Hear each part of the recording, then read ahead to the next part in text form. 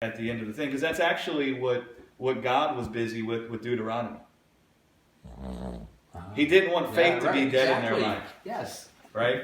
He didn't want faith to be dead in their life. Right. And if you notice the children of Israel, they didn't enter the promised land because of what? Works. Unbelief. Mm-hmm. Right. They were full of unbelief. So God didn't want them to get into the promised land, and then once they got there, for faith to be dead in their life. Right? So faith without works is dead, is that faith tells you that you can't be justified and have blessing in life by the works of your own hands. Right? You can't be justified and have life and blessing by the works of your own hands. You can only have life and blessing and be justified as a gift from God. Right? Yep. That's what faith says. Okay? So, the way that you work that faith is that you rest in it.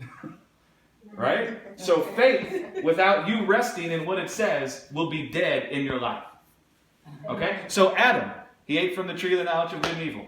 There was a faith that said, not by strength of your hand, Adam, but by strength of my hand will you be clothed. Adam didn't continue in that faith, and he enlisted his ability and tried to clothe himself. So faith was dead in his life because he didn't continue in what it said. Right? Does that make sense? So Lisa, let me help you a little bit. I've had to do this, okay? Back up the tapes about what you think faith is and erase them. Right? Just let it go. Faith isn't something that we do. So just push that to the side, let it go, and then let what Greg just said soak into your heart.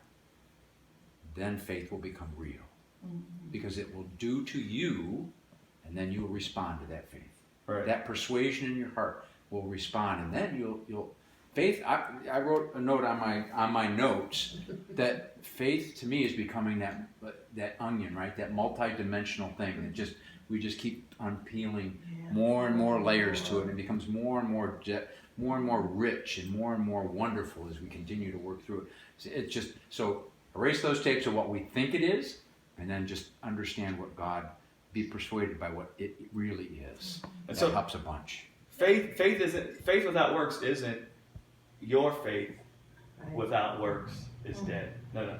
Faith without works is there is a faith outside of you that's existed eternally. It's called the spirit of faith. It came in the flesh of Jesus. That faith. The work of that faith is that you're persuaded of what it says. Right? So, if you don't believe what that faith says, then it can't be alive in your life, right? It's not working in your life. It's not active in your life, right? So faith without works is dead would be the work that you do with faith is like, I've explained this really good one way. Mary and Martha. Yes, exactly. Martha is a picture of faith without works is dead, right? Jesus was standing there and she was busy working.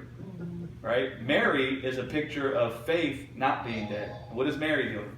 Sitting at the feet of Jesus. Right? Right? So that's a great example of it. Yeah.